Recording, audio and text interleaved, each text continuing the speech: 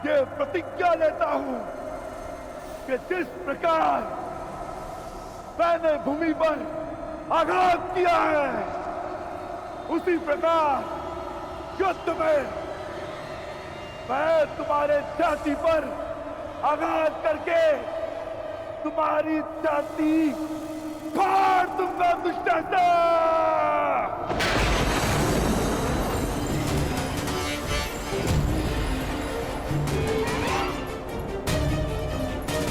तुम्हारे छाती के लहू से याज्ञसेनी के केश धोऊंगा।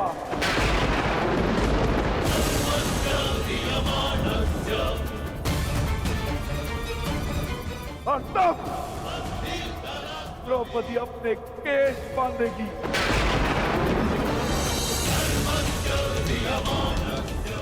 तुम्हारे छाती का लहू पीकर मैं अपनी प्रतिज्ञा पूरी करूंगा।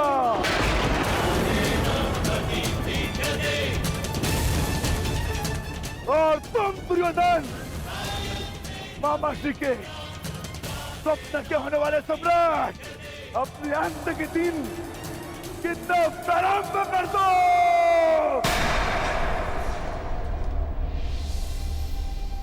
दुर्योधन, मुझे तो भय लग रहा है भीम का।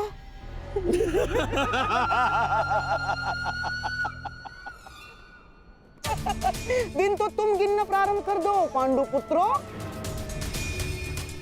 और हाँ, ठीक से दिन, प्रहर और क्षणों की गणना करना।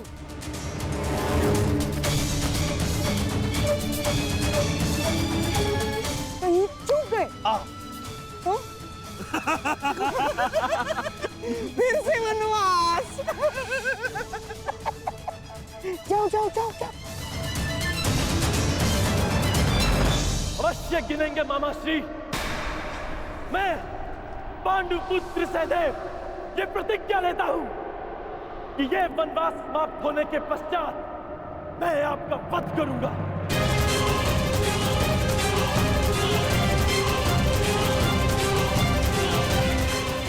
मेरा वध?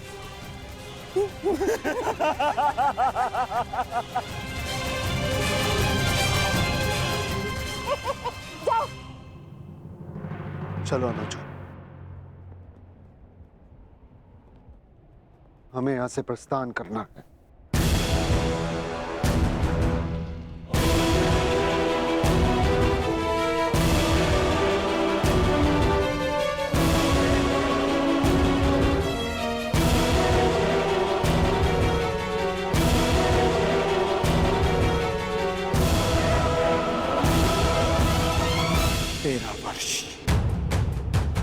स्मरण रखना, और तुम भी स्मरण रखना कि 13 वर्षों के पश्चात उस महासंग्राम में तुम्हारा सामना मुझसे होगा।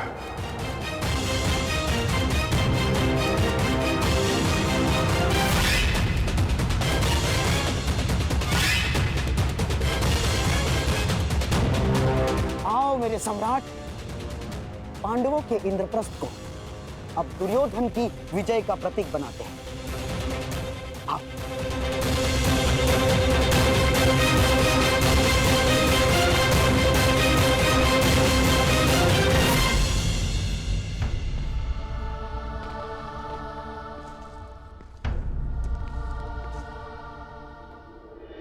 नारायणं नमस्कृत्य नरं चैव नरोत्तमम् देवीं सरस्वतीं व्यासं ततो जयमुदीरयेत्।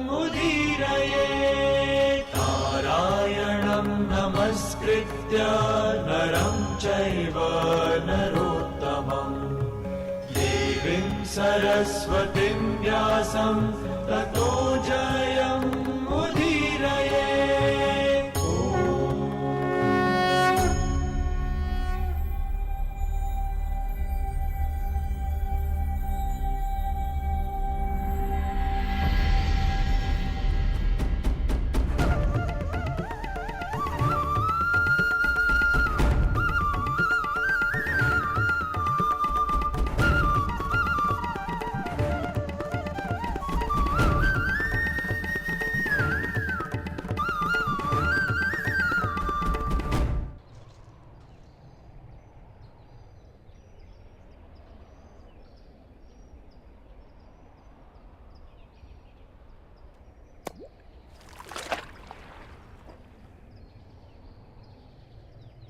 ऊपर से कितना शांत प्रतीत होता है ना कर्ण, परंतु भीतर से न जाने कितनी बड़ी अशांति, कितना बड़ा ज्वार छिपा कर बैठा है।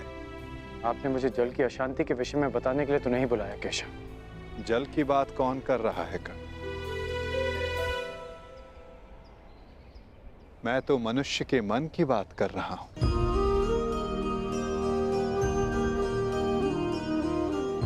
मैंने तुम्हें यह कहने के लिए बुलाया है कर्ण कि अब भी अवसर शेष है। अपने मन की शांति पा सकते हो तो बोलो कर्ण, इतना बड़ा अनर्थ देखने के पश्चात भी क्या तुम अब भी दुर्योधन का पक्ष चुनोगे? किसका पक्ष चुनो केशव? किसने उचित किया, किसने अनुचित? किसने धर्म किया, किसने अधर्म? कौन था उस सभा में जो उस पाप के लिए उत्तरदायी नहीं था? हाँ, इस अनर्थ के लिए दुर्योधन अवश्य उत्तरदायी था, परंतु पांडव भी कम दोषी नहीं थे। सब दोषी थे।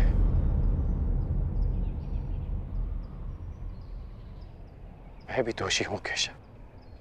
तुम अब भी प्रायश्चित कर सकते हो कर्ण। कर सकता हूं केशव, परंतु अब प्रायश्चित का नहीं, दंड पाने का समय है।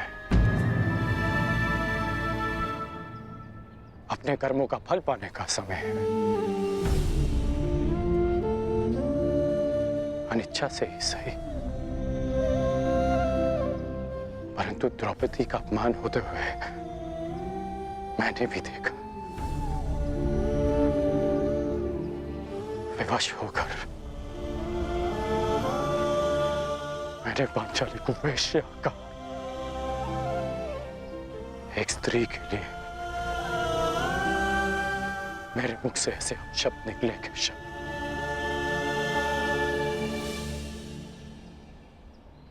अब उसका विषपान भी तो मुझे ही करना होगा, है ना केशव? परंतु एक प्रश्न शेष है केशव।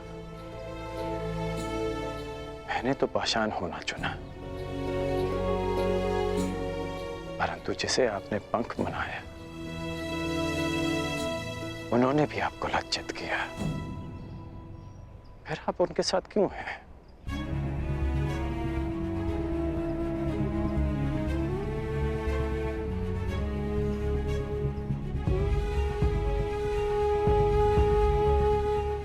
यही प्रश्न उस पंख ने भी मुझसे किया था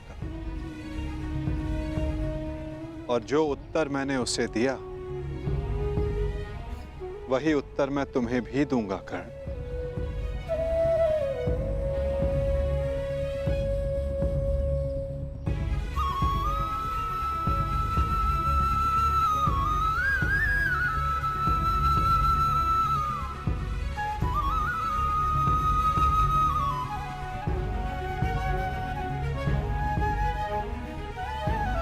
मैं किसी के साथ नहीं हूं कर्ण, मैं केवल विरोध में हूं। हर पाप के, हर अत्याचार के। मुझे मेरे प्रश्न का उत्तर मिल गया केशव।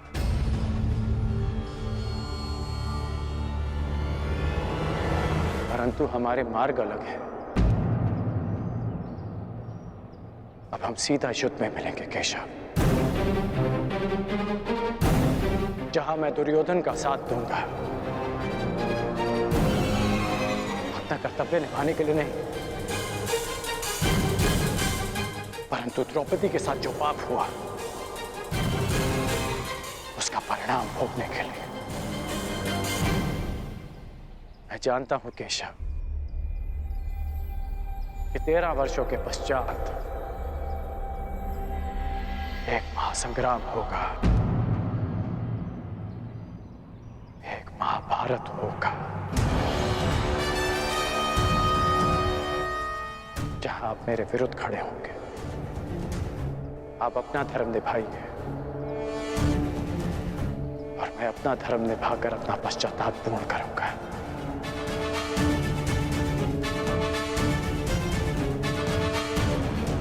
बातकेश न्यायानाम् अधिकाराणां प्राप्त्यर्थं साम्राज्यार्थं न्यायानाम् अधिकाराणां प्राप्त्यर्थं साम्राज्यार्थं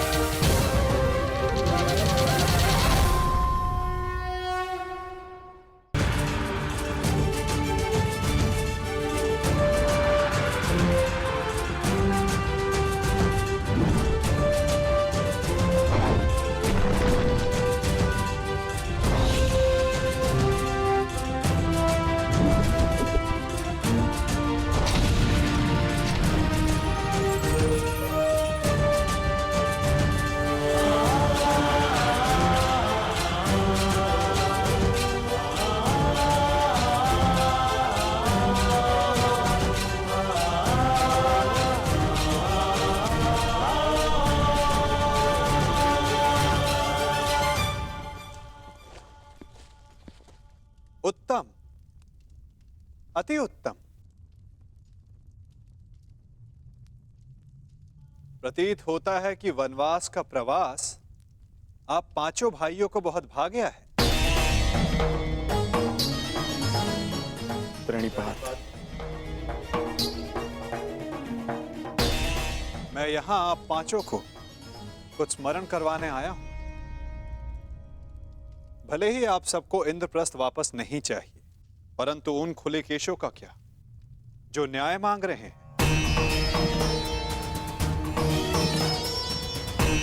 इस भांति वनवास के प्रवास का आनंद उठाकर आप इन खुले केशों को न्याय दिलवाएंगे?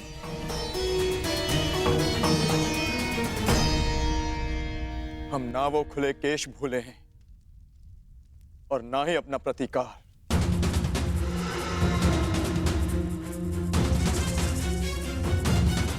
हम युद्ध की तैयारी कर रहे हैं माधव। जो युद्ध होगा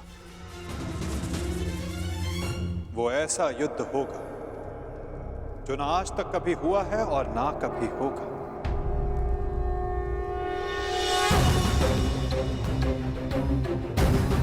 तुम्हें पता ही नहीं पार्थ कि युद्ध में तुम्हारे समक्ष कौन कौन होंगे। दुर्योधन, दुशासन,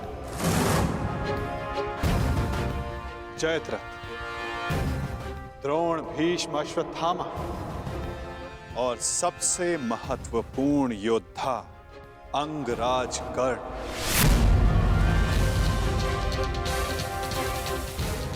ये एक भीषण युद्ध होगा और इस युद्ध की तैयारी भी भीषण करनी होगी पार्थ।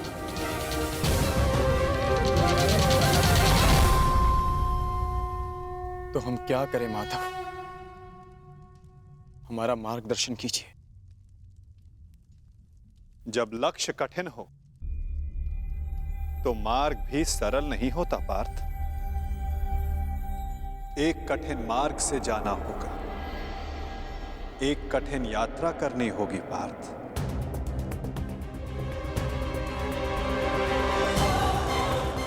अपने शस्त्रों की तीक्ष्णता और अस्त्रों की शक्ति बढ़ाने का समय आ गया है। वैसे आचार्य द्रोण ने तुम्हें कई दिव्य अस्त्रों की दीक्षा दी है, परंतु तुम्हें अब भी एक महत्वपूर्ण अस्त्र पाना शेष है पार्थ।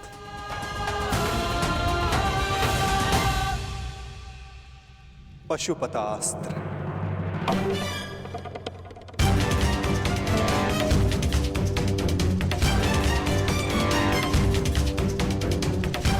भगवान शिव का महाप्रलयंकारी अस्त्र। हाँ पार्थ, भगवान शिव को प्रसन्न करो, कैलाश जाकर उनसे इस महान अस्त्र की दीक्षा लो। चूंकि युद्ध में सर्वाधिक आवश्यकता तुम्हें इसी अस्त्र की पड़ेगी। ठीक है माता, जैसा आप चाहते हैं वैसा ही होगा। मैं आज अभी कैलाश के लिए प्रस्थान करता हूं। तुम्हारी सफलता की कामना सहित मैं तुम्हें विदा करता हूं पार्थ, परंतु फिर से स्मरण करवाता हूं, मार्ग बहुत कठिन होगा और बाधाएं बहुत भयंकर।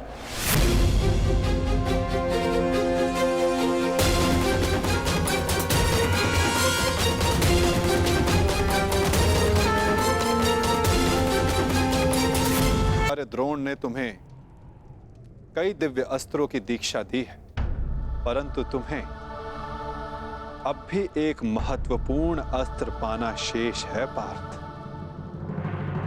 पशुपतास्त्र। परंतु फिर से स्मरण करवाता हूं, मार्ग बहुत कठिन होगा और बाधाएं बहुत भयंकर। परंतु आपने कहा था ना माधव, यदि लक्ष्य कठिन हो तो मार्ग सरल नहीं होता। आज्ञा दीजिए माधव। यशस्वी भव।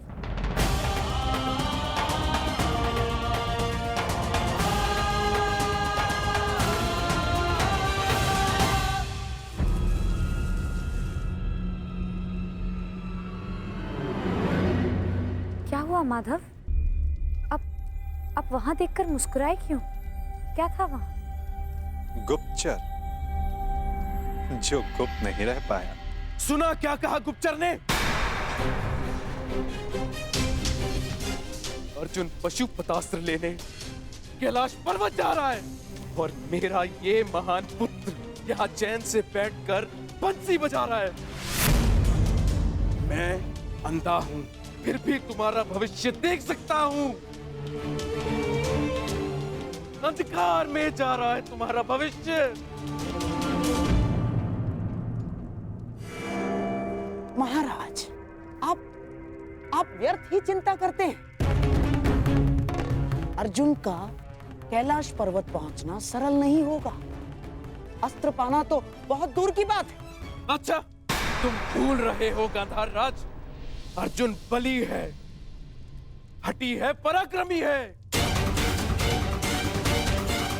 यदि उसने वो अस्त्र पा लिया तो तुमने उसे रोकने की क्या व्यवस्था की है?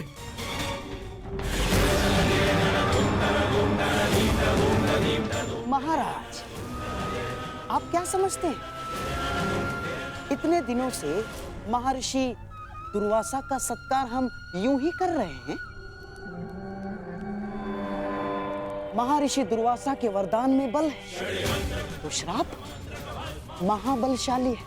उस अर्जुन ने अपनी यात्रा प्रारंभ तो कर दी है, परंतु दुर्वासा के श्राप के अग्नि से अर्जुन समेत सभी पांडव जलकर भस्म हो जाएंगे।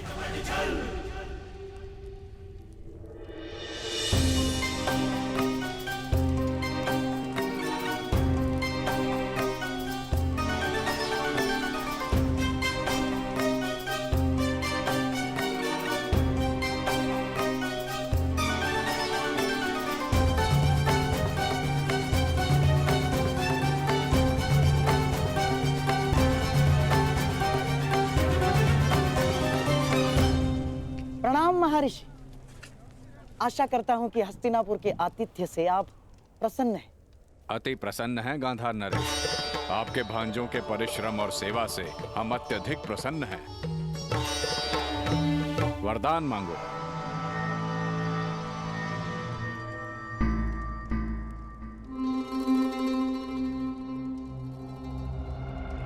क्या हुआ गांधार नरेश?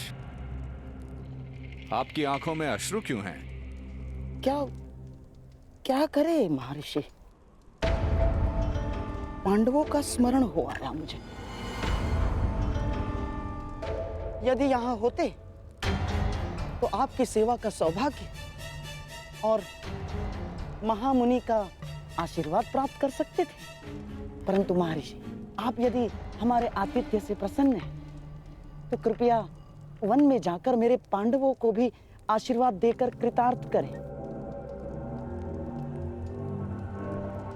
हाँ, और उन्हें भी अपनी सेवा का अवसर प्रदान करें, क्योंकि इस समय उन्हें आपके आशीर्वाद की बहुत बहुत आवश्यकता है महर्षि। अवश्य, हम आज ही प्रस्थान करेंगे। वत्स मध्यसेन। जी गुरुदेव। जाकर पांडवों को सूचित कर दो कि हम उनका आतिथ्य सत्कार प्राप्त करने पधार रहे हैं।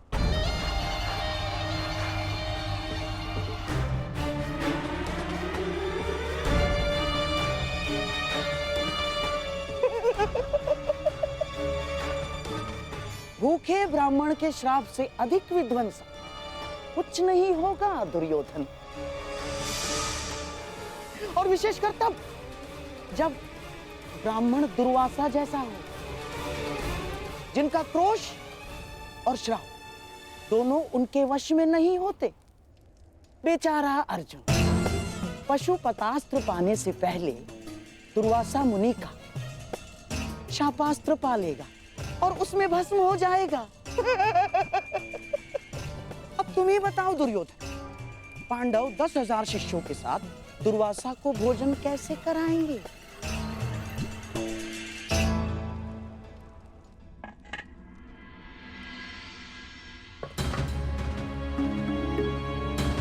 घर में अन्न का एक भी दाना शेष नहीं है।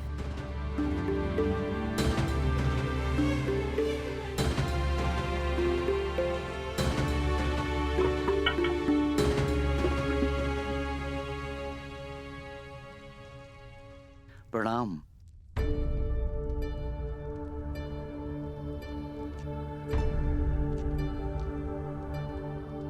प्रणिपात ब्राह्मण पुत्र, क्या आप वन में मार्ग भटक गए हैं? नहीं, मैं केवल ऋषि दुर्वासा का संदेश लेकर आया हूं। महर्षि दुर्वासा पधार रहे हैं।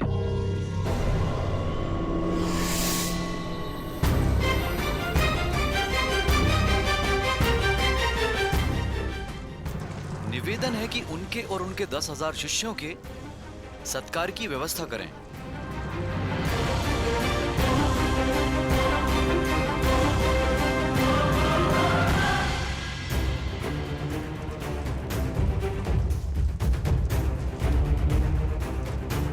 दुर्योधन, जो काम लाक्षागृह नहीं कर पाया, वो काम दुर्वासा का श्राप अवश्य करेगा।